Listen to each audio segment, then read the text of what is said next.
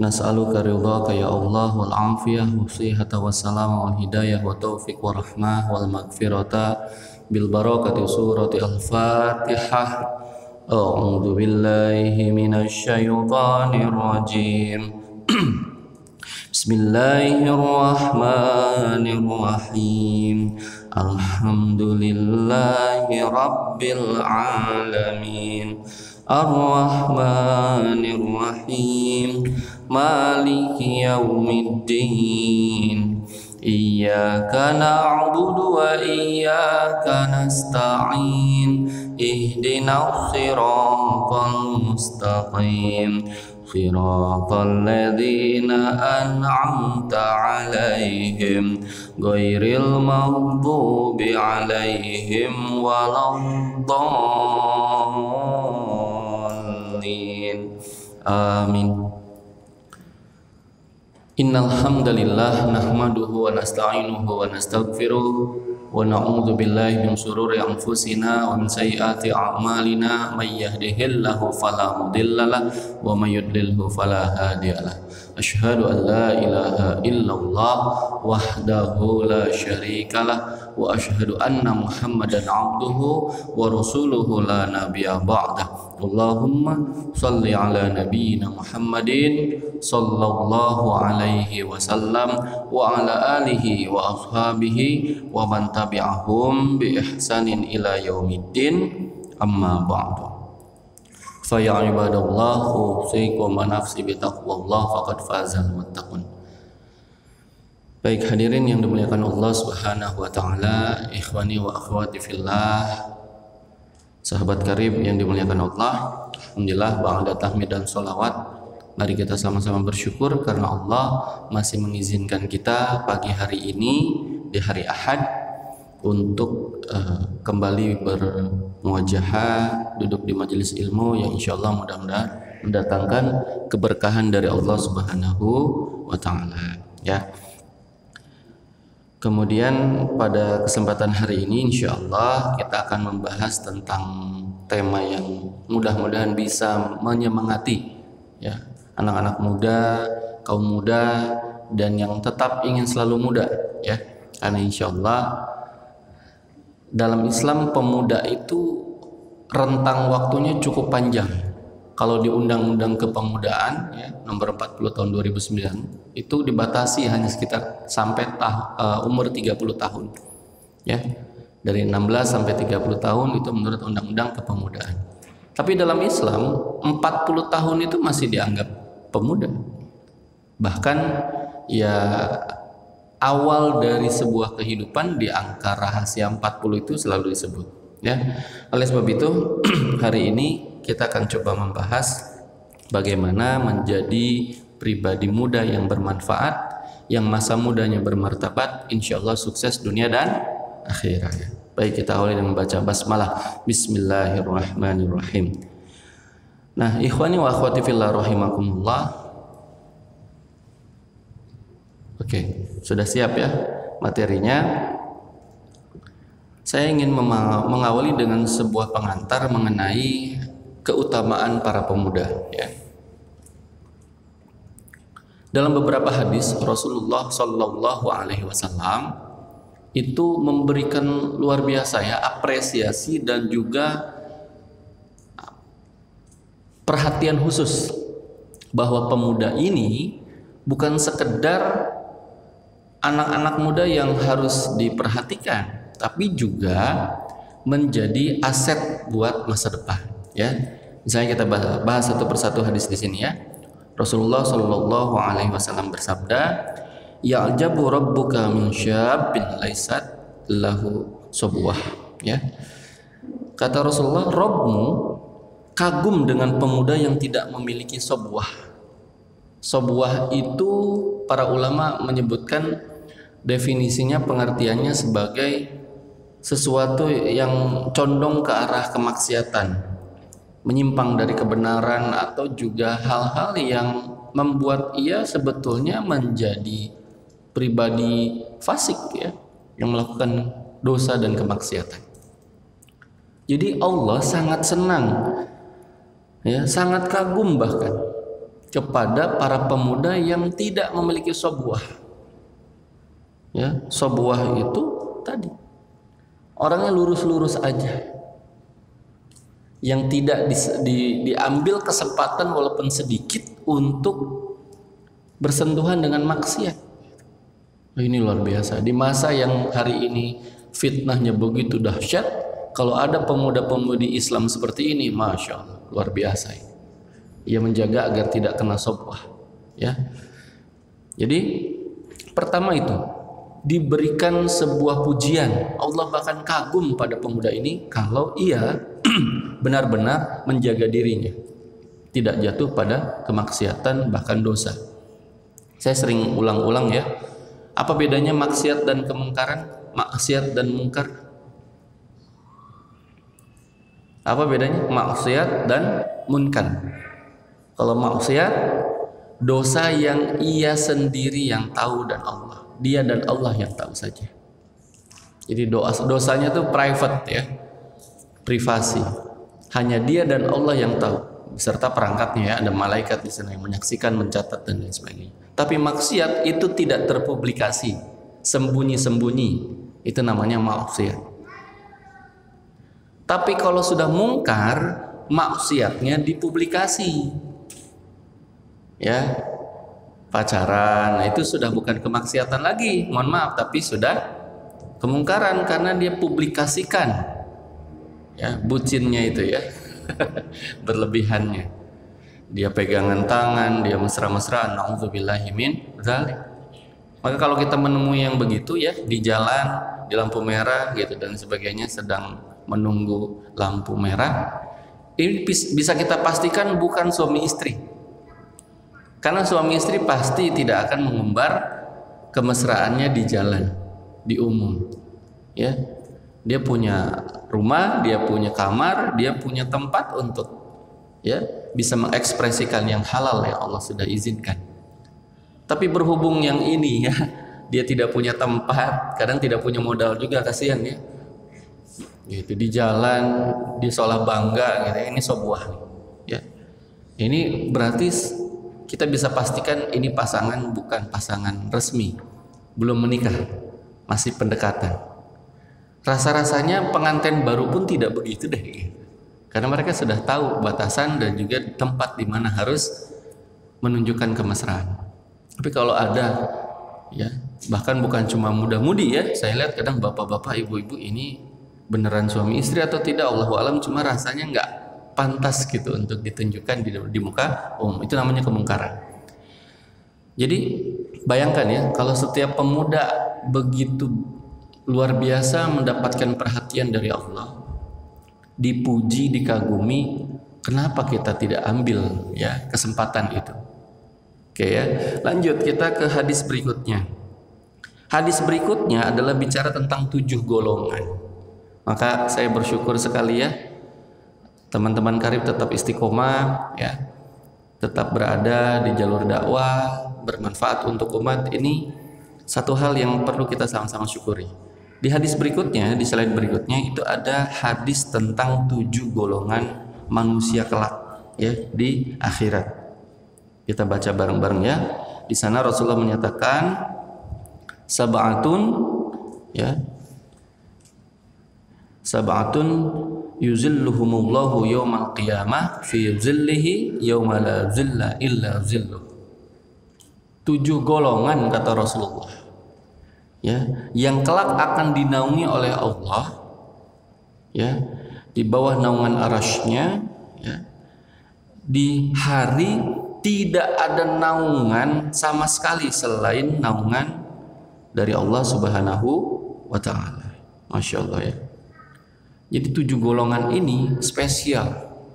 Di hari kiamat nanti, di hari yang Allah sebutkan tidak ada naungan selain naungan Allah, 7 golongan ini langsung Allah akan naungi sendiri. Ya, berarti bukan sekedar VIP ini ya, VIP gitu. Very gitu. Bayangkan, karena dari sekian miliar manusia di muka bumi ini, dari sejak Nabi Adam alaihissalam sampai manusia terakhir di muka bumi di akhir zaman, yang masuk kategori 7 golongan ini bisa dipastikan tidak banyak. Yang pertama apa? 7 golongan itu kata Rasulullah, yang pertama adalah imamun adil, imam yang adil. Ya, berbicara masalah imam, kepemimpinan, kata Rasulullah, kita semua adalah imam. Ya, kullukum ra'in wa kullukum mas'ulun an ra'iyati. Setiap kamu, ya kan, setiap kita semua adalah pemimpin, dan setiap pemimpin akan dimintai pertanggungjawaban. Kita pemimpin atas apa? Atas diri kita sendiri. Nanti kita akan ketemu hadisnya lagi, di mana kita akan pertanggungjawabkan apa yang ada dalam diri kita. Dari ujung rambut sampai ujung kaki, ini yang kelak akan kita pertanggungjawabkan. Jadi apa yang harus kita lakukan? Jagalah titipan Allah ini. Apa yang hari ini saya rasakan begitu miris, karena anak-anak muda tidak tahu ilmunya, sok-sokan, ya, merusak yang merupakan titipan dari Allah Subhanahu wa taala. Bukan cuma anak muda ya, pergaulan kadang-kadang yang sampai tua juga saya lihat ada juga yang begitu. Apa? Masalah tato misal. Ini sudah sangat luar biasa ya, menggejala, dan belum ada yang fokus gitu. Baik ulama, ya kan, dai ataupun ormas Islam yang fokus nih memerangi salah satu dosa besar, yaitu tato. Kenapa saya bilang tato adalah dosa besar? Karena hadisnya menyatakan la'ana Rasulullah. Ya, Rasulullah melaknat. Bayangkan sekarang yang pakai tato tuh enak aja, ya kan? Seolah-olah nanti juga tobat selesai. Enggak, Pak. Aslinya itu harusnya dihilangkan. Makanya sekarang ada gerakan hijrah itu hapus tato gratis kan gitu. Tapi itu biayanya mahal. Nggak tahu di DT Peduli ada nggak programnya, Kang Aryo? Belum ada ya. Coba di sounding, dilihat atau di studi banding di komunitas yang lain sudah ada yang seperti itu. Tapi alatnya saya pernah tanya itu mahalnya bukan main. Dan memang sakit pasti ya menghilangkan tato di dalam kulit itu, dan resikonya hancur memang kulit. Ya, di laser dan lain sebagainya. Itu salah satu contoh. Kita akan dimintai pertanggungjawaban untuk badan kita sendiri. Ada yang dirubah, ada yang tidak kita terima dari pemberian Allah Subhanahu wa taala. Ini berkaitan dengan ini, ya. Imamun adil. Apalagi selain tato, kalau tato terlalu ekstrim. Yang kerasa itu seperti kecantikan, tapi itu sebetulnya merubah. Apa contohnya? Operasi plastik, ya. Tahu plastiknya pakai ember atau apa itu ya? Operasi plastik. Terus apa lagi?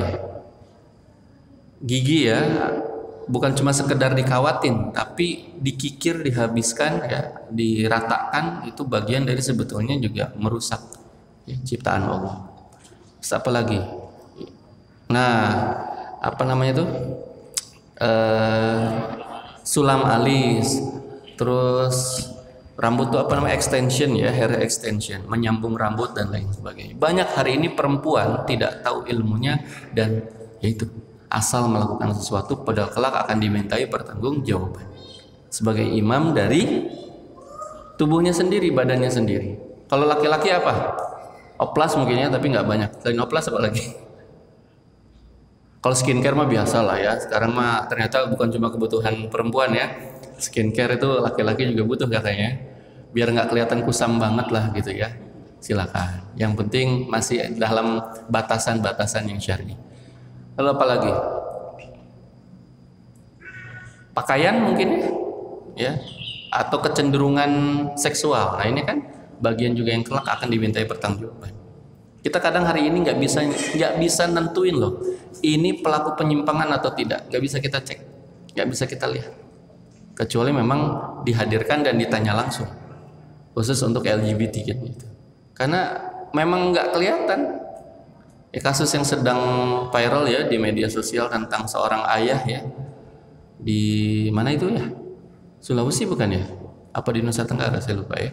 Yang mohon maaf ya, melakukan penyimpangan seksual kepada 3 anaknya sendiri gitu, dengan jalur belakang. Nauzubillahimindzalik. Tapi ini di backup habis karena ya PNS golongan tinggi sepertinya ya. Ini menjadi satu perhatian, ya Allah. ternyata predator itu bukan cuma di luar, di dalam rumah pun ada. Dan ketika ibu kandungnya mencari keadilan, wah mentok sana sini. Ini luar biasa ya. Makanya ya Allah sering berdoa ya, fitnah akhir zaman ini ternyata dajjalnya belum datang, anak buahnya udah banyak. Nauzubillahi min dzalik ya. Oke. Kita lanjutkan ya. Itu baru imam untuk diri sendiri. Ketika kita kemudian menikah, berarti yang laki-laki menjadi suami, ya kan, yang perempuan menjadi istri. Masing-masing punya tanggung jawab. Ya. Kalau laki-laki jelas ya, ar-rijalu qawwamuna 'alan nisa. Laki-laki pemimpin kaum wanita. Jadi ketika dia berakad, ya, Kang Rian ya, dulu ketika berakad diingat-ingat lagi ketika membaca qabul, ya, jawaban dari ijab yang disampaikan oleh ayah mertua, wali, itu kan pertanggungjawaban yang luar biasa. Kadang kalau pakai bahasa Arab malah tidak berapa lama waktunya, singkat sekali. Qabil tuh nikah atau qabil tuh udah selesai, saya terima. Kalau kita kan kalau pakai bahasa Indonesia panjang ya. Ini diapelin nih Kang Aryo ya. Saya terima nikah dan kawinnya. Nggak disebut kawinnya, suruh diulang. Padahal nikah itu kan satu paket maksudnya ya, dengan kawin nggak usah disebutin lah Pak gitu. Tapi kalau di KUA harus kurang kawinnya, ulangi. Ya. Saya terima nikah dan kawinnya Fulanah binti Fulan dengan mas kawin tersebut dibayar tunai. Nggak nyampe semenit kan? Itu video paling sakral ya. Mungkin Kang Rizky sering ya meliput hal seperti itu ya, tinggal ngalaminnya ya, jangan ngelamun, nanti juga ngalamin insyaallah ya. Ya, meliput mulu kapan ngelakuinnya insyaallah segera ya. Bayangkan janji yang singkat itu menjadi pertanggungjawaban sampai akhir. Makanya di Al-Qur'an disebut mitsaqan ghalizan, perjanjian yang amat agung. Ya, perpindahan kewajiban memimpin perempuan yang kemudian dinikahi tersebut dari ayah kandungnya, dari walinya kepada si suaminya. Hidup matinya, surga nerakanya ia yang menanggung. Itu yang berat. Lalu istri apakah tidak punya tanggung jawab menyerahkan sepenuhnya kepada suami? Tidak. Ya, al-ummu ya madrasatul ula, ya ummun warabatul bait. Ibu itu apa? Pengelola rumah, manajer rumah tangga. Kalau diibaratkan suami adalah menteri luar negeri, maka istri adalah menteri dalam negeri. Berbagi peran. Semua urusan di rumah tangga ia yang harus tanggung jawab. Hartanya, ya kan, anak-anaknya segala macam. Walaupun tidak sepenuhnya kemudian dibiarkan kepada istri, ya. Kalau sekarang kan parenting sudah mulai berkembang ya. Ustadz Ajo Bendri sering mengingatkan, ayah harus hadir juga ya. Ayah harus hadir dalam pendidikan anak. Seperti itu. Jadi itu pemimpin. Jadi perempuan juga selain memimpin diri sendiri, nanti akan memimpin amanah suaminya dalam hal pengurusan rumah. Kan ada khodimat Ustadz gitu kan. Gimana peran istri? Jangan semuanya dikasih ya ibu, wahai para istri gitu loh. Meskipun kita punya khodimat, pembantu, mohon maaf, bagian yang private jangan dikasih. Pahalanya diambil semua sama pembantunya. Jadi kalau mau nyuci, pisahkan dulu mana yang umum-umum bisa dicuci, yang private cuci sendiri. Ya karena itu pertama adalah hal yang sangat ya krusial ya. Ini urusan dalam loh gitu. Orang nggak perlu tahu. Ya, warnanya, bentuknya itu kan masing-masing punya ini ya, apa namanya ya? Saya ngomongnya bingung juga nih. Nanti perjanjian antara suami istri lah ya gitu. Mereka bisa ngomong private.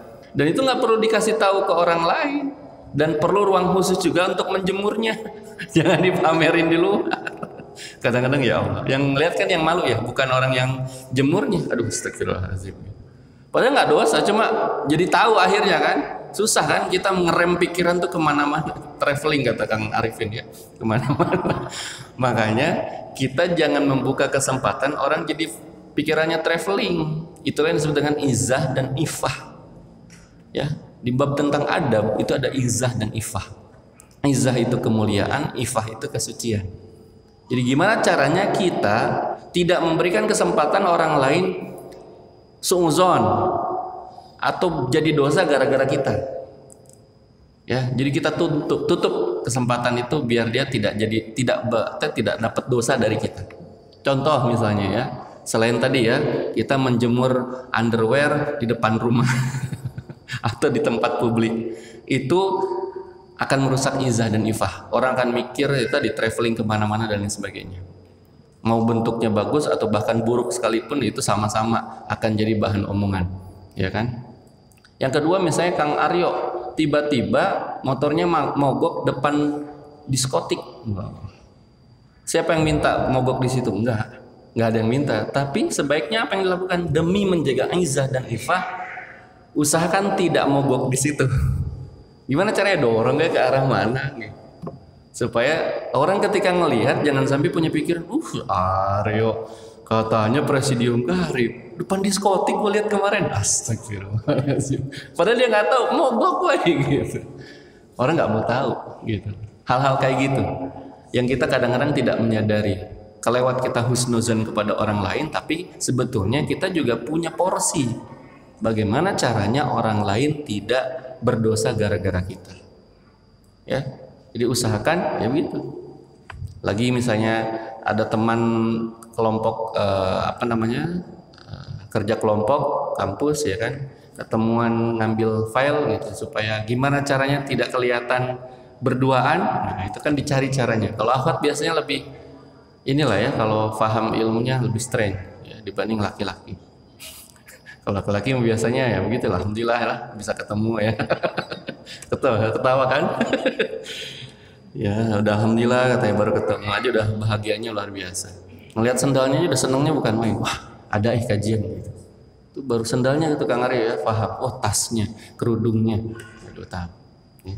Tapi itu hati-hati dengan hati karena bisa merusak. Selain itu apalagi ifahizah itu. Termasuk juga mungkin sebetulnya saya kadang suka menyadari penumpang angkutan umum itu tidak memahami konsep ifah dan izah.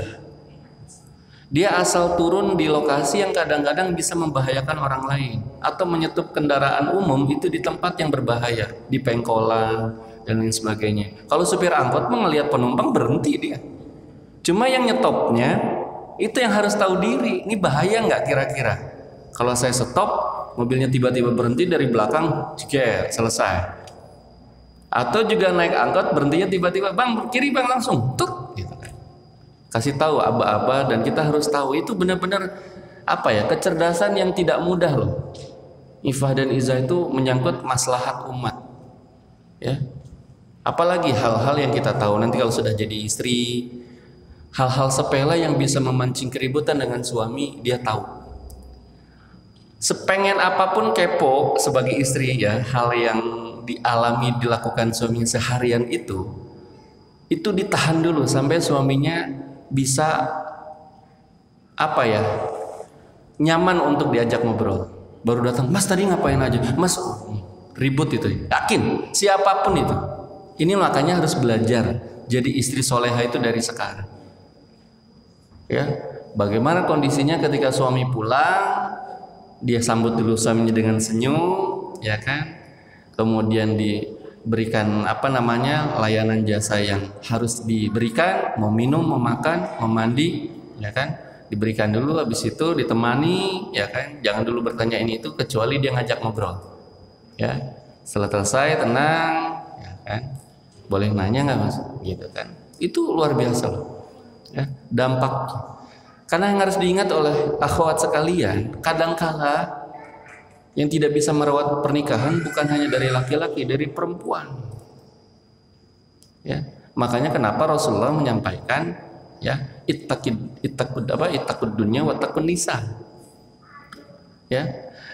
Perempuan itu statusnya disandingkan dengan dunia yang harus ditakuti. Ditakuti bukan karena punya power, punya kekuasaan dan bukan, tapi bisa membuat rusak laki-laki gitu. Bisa membuat rusak umat manusia. Maka sebagai perempuan yang ingin mendapatkan barokah ya, mendapatkan ridho dari Allah Subhanahu wa taala, harus punya ilmunya. Ya. Benar-benar dia bisa menjaga, sebab setan pun tidak akan pernah tinggal diam. Ya, dia akan cari celah bagaimana caranya pasangan suami istri itu bertengkar. Ya, dalam sebuah hadis dinyatakan prestasi terbesar seorang apa nyebutnya, sesetan gitu ya. Prestasi terbesar atau tertinggi setan adalah ketika ia mampu memporak-porandakan rumah tangga manusia. Itu langsung dikasih singgasananya iblis. Silakan. Jadi kalau baru cuma sekedar bikin orang korupsi ya dan lain sebagainya, itu belum dianggap apa-apa sama iblis. Biasanya mereka ngumpul kayak persis kayak sales ya. Itu kalau biasa ngumpul gitu ya, tiap sore restoran, laporan segala macam. Itu juga begitu tuh. Setan tuh ngumpul ya, laporan, ngapain aja lo hari ini gitu. Laporan. Ada yang saya begini, belum seberapa kata iblis. Bagian ada yang ngomong, ya, saya habis bikin cerai itu suami istri. Sini duduk samping saya. Dikasih sih sana-sananya iblis. Ya, itu yang harus dipahami. Ya. Bukan berarti juga rumah tangga para ustadz, para ulama juga aman, sama. Cuma saya sering ingetin, hati-hati saya bilang. Setan nggak akan pernah diam, ya, melihat pasangan suami istri selalu harmonis, ya, selalu rukun, dicari caranya. Kasarnya ya, bawa motor pulang nggak ngadam, footstepnya ngebuka, itu jadi celah tuh. Mau siapa tadi? Padahal ya elah sama temen ma'arifin gitu. Itu samping segitunya bisa jadi celah gitu. Hanya gara-gara footstepnya mungkin salah satu, kalau dua mungkin laki-laki. Ini kalau cuma satu kan curiga, padahal bisa jadi ada orang yang ngebukain gitu ya, nggak sengaja kebuka pas di parkiran dan sebagainya. Itu hal-hal yang tadi ya harus difahami, ada potensi setan masuk di sana. Saya sering karena banyak konsultasi itu sebetulnya masalah-masalah sepele tapi akhirnya panjang dan ribet ya. Oke, kembali lagi ya. Yang pasti tanggung jawab seorang pemimpin itu Masya Allah. Jadi bukan hanya menyerahkan seluruh urusan kepemimpinan itu kepada laki-laki, perempuan juga punya porsi. Dia memimpin dirinya sendiri, dia memimpin rumah tangga yang dipimpin suaminya. Ketika nanti dia sudah punya anak, dia tambah lagi menjadi tadi al-ummu madrasatul ula. Ibu adalah sekolah pertama bagi anak-anaknya. Makanya mohon maaf, penelitian barat menegaskan kecerdasan anak itu dipengaruhi oleh kecerdasan ibunya. Wajar karena ikatan batin dari mulai ya benih sampai jadi bayi, sampai lahir, sampai disusui, disapi, sampai besar ibunya semua. Kebayang nggak gitu ya? Bagaimana seorang manusia tumbuh besar jika ibunya bukan ibu yang solih gitu. Ini peran besar perempuan tuh di situ. Kalau laki-laki itu tugasnya hanya menjadi tadi pemimpin, pengayom, dan juga contoh teladan buat anaknya. Kalau sampai kondisinya adalah ayah adalah laki-laki pertama yang dicintai oleh anak perempuannya, itu udah sukses itu. Mestinya begitu ya. Jatuh cinta pertamanya anak perempuan adalah kepada ayahnya. Bukan dalam pandangan yang negatif ya, tapi dia kagum, bangga itu kepada ayahnya. Ayahnya adalah sosok yang soleh, ya kan, yang tegas, yang tidak pernah kelihatan tadi sobwah, nggak ada kesempatan buat kelihatan maksiat deh. Makanya itu luar biasa tuh. Kalau ayah sudah sampai tampil seperti itu, insya Allah itu anak perempuannya nggak akan neko-neko, bersih, lugu sampai nikah. Ya, aduh, kebanyakan ini minumnya gimana? Ya. Tapi mohon maaf, karena saya pendidik, rata-rata kalau saya menemukan, ya kalau dulu di sekolah bahkan di kampus sekarang, ada anak perempuan itu kemudian mulai pacaran, pasti kesimpulan awal saya, hipotesis saya, ada masalah di rumah ya. Bapak dukun? Bukan. Biasanya kalau perempuan nggak dapat profil laki-laki teladan di rumahnya, dia nyari di luar. Kalau nggak punya ilmu ya. Maulah dia ketika ditembak, padahal ditembak harusnya mati ya. Gitu. Ini besar malah senang. Ditembak, jadian, bucin jadinya luar biasa. Sampai kemanapun dia kejar segala macam, sampai banyak yang di sosmed saya lihat gila ya, naudzubillah, hanya gara-gara begitu doang. Allahu Akbar ya. Jadi hal-hal semacam ini yang perlu diwaspadai oleh perempuan, termasuk teman sebayanya. Jadi kalau ada teman sebayanya udah lebih begitu, memang ini dakwah yang harusnya simultan ya. Para dai, para ulama, para tokoh masyarakat muslim itu harus bisa membina jamaahnya. Karena kalau di rumah aman, anak-anak aman sebetulnya. Tapi kan karena kita sudah berantakan sana sini, ini memang luar biasa. Banyak yang berasal dari keluarga broken home, ya kan? Nggak ada sosok ayah, dia nyari di luar, akhirnya pacaran. Beruntungnya alhamdulillah, ya kan? Masya Allah ya, qadarullah masya fa'ala, ketika dia menemukan jamaah ngaji, ya kan? Organisasi dakwah Islam, udah dia bisa selamat di situ. Kalau enggak, banyak itu di luar sana. Coba deh. Sekarang nih minggu pagi ya alasannya olahraga lah apalah. Tapi kan itu cuma kedok. Yang ada ya berduaan dan lain sebagainya. Sore juga begitu. Apalagi malam. Setelah sekarang sudah mulai kembali normal sedikit-sedikit ya. Aduh, puyeng dan lihatnya ya. Karena ternyata bukan rasa syukur yang ditunjukkan oleh kita, tapi tadi kemungkaran kita bicaranya. Kalau maksiat itu sendiri-sendiri dan kita tidak perlu tahu urusan masing-masing. Perintah agama itu amar ma'ruf nahi mungkar atau amar ma'ruf nahi maksiat? Namun nahi mungkar. Maksiat urusan masing-masing. Contoh sederhananya di bulan puasa, mau puasa atau enggak urusan dia. Makanya nggak puasa juga harus tahu diri gitu ya. Oh maaf saya nggak puasa. Jangan begitu Pak. Gitu. Kalau Bapak nggak puasa itu berhenti dulu, ngumpet gimana terserah lah gitu. Yang penting urusannya dengan Allah sendiri deh. Tapi kalau sudah minumnya depan umum gitu ya, ini udah mungkaran dan kita wajib menegurnya. Minimal ketidaksukaan kita itu apa kalau di angkutan umum? Berhenti, turun, maaf Pak, saya turun sini aja. Gitu. Bayar tapi ya, jangan turun nggak bayar. Panjang ceritanya. Kadang kita perlu menegur hal-hal semacam itu karena kita ngerasa saya nggak suka gitu. Nggak sukanya itu apa? Karena Allah kan gitu ya. Kita boleh membenci dan mencintai sesuatu karena Allah. Nah, kita masuk ke sini. Lanjut ya, karena panjang nih, baru satu. Ya, jadi imamun adil. Yang kedua, usyabun nasya'a fi ibadatillah. Ya. Kemudian apa yang kedua? Yang kedua adalah pemuda yang tumbuh dalam ibadah kepada Allah. Ya, wasyabun nasya'a fi ibadatillah. Pemuda yang tumbuh dalam ketaatan kepada Allah Subhanahu wa taala, dalam ibadah-ibadah yang luar biasa. Nah, saya berdoa mudah-mudahan antum-antunna ikhwah fillah yang ada di sini adalah para pemuda yang senantiasa ya terjaga dari sisi ibadahnya, insyaallah ya. Kita bermohon agar semua wasilah ibadah kita ini bisa menjaga diri kita dari segala macam kemungkinan kita terseret tadi ya, sobuah gitu ya.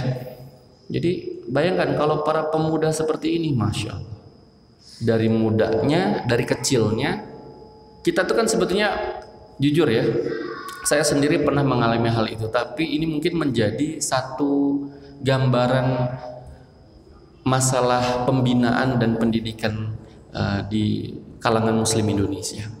Idealnya itu kalau di sejarah Islam kita baca bagaimana para sahabat dulu dididik, bagaimana para ulama dididik, itu dari kecil, remaja, dewasa sampai jadi orang tua lagi, ini benar-benar lurus. Nggak ada kesempatan mereka berbuat celah sedikit pun untuk ingkar, fasik dan lain sebagainya. Tapi kita tuh pernah ngalamin itu ya. SD-nya baik gitu ceritanya. Pas SMP, wah begajulan banget gitu ya. Pernah ngalamin begitu ya, istighfar kita bareng-bareng. Karena kondisinya begitu rusaknya masyarakat kita. Untungnya pas SMA ketemu rohis lagi, mulai pelan-pelan, ya kan? Atau pas kuliahnya ketemu rohis lagi, kayak gitu. Tapi mungkin ini ya tidak semuanya perlu kita juga sesalin secara berlebihan. Bagian dari proses Allah memberikan apa ya, pengalaman berharga buat kita. Kita pernah di posisi itu dan jangan balik lagi ke situ. Kok bisa ya, gak tahu, kita juga dulu kayak ngalir gitu aja karena kondisi keluarga berantakan misalnya, atau juga masyarakat yang tidak mendukung. Kita pernah di posisi itu. Saya lihat memang fase-fase yang paling krusial tuh SMP itu ya. Saya nggak tahu kenapa ya, di SMP itu seketat apapun aturan sekolahnya, di luar pergaulan SMP itu parah banget. Gitu. Kalau nggak bisa Allah kasih hidayah, SMA lebih parah lagi. Tapi kalau Allah kasih hidayah pas SMA-nya bener, berbalik drastis ya, 180 derajat kadang-kadang. Tapi saya percaya, ikhwafillah, penelitian di barat ya sampai menjadi satu ilmu baru di dunia modern namanya psikologi, itu menyatakan bahwa dalam perkembangannya manusia kelak akan butuh agama gitu. Itu diyakini oleh mereka yang sekuler, bahwa separah apapun manusia ujungnya akan butuh Tuhan di ujung. Ya. Terus kita juga di Indonesia punya khusus cabang ilmu psikologi namanya psikologi agama, membahas itu juga. Memang ada kecenderungan kok di kita ini. Ya. Ada disebut dengan hajatul utawiyah, kecenderungan kita membutuhkan sesuatu yang lebih besar daripada kita untuk pegangan. Kadang benar, kadang salah. Paling benar kan kita langsung meyakini tauhid, akidah kepada Allah Subhanahu wa taala. Tapi kalau yang keliru ya, kita dikecoh lewat apa? Dikasih ayat-ayat untuk diamalkan, jadi jimat, jadi ini, jadi zikir, ngerasa apa? Ngerasa nggak mempan, ngerasa kebal dan lain sebagainya. Kan ada ya anak-anak muda yang seperti itu. Itu bentuk sebetulnya kita membutuhkan sesuatu yang lebih besar dari kita, tapi caranya salah. Gitu ya. Jadi kembali kepada persoalan tadi, bagaimana kita bisa menjaga hidup kita dari masa kecil sampai masa tua tidak pernah sedikit pun ada celahnya untuk melakukan maksiat. Ini yang harus kita perhatikan. PR-nya itu. Maka nanti kalau sudah jadi orang tua, ini kayaknya harus dari kecil kita pendekatannya luar biasa. Ya nak, gitu ya. Dunia sudah semakin luar biasa nih pergaulannya ya. Ibu bapak ya, harus ngasih pemahaman.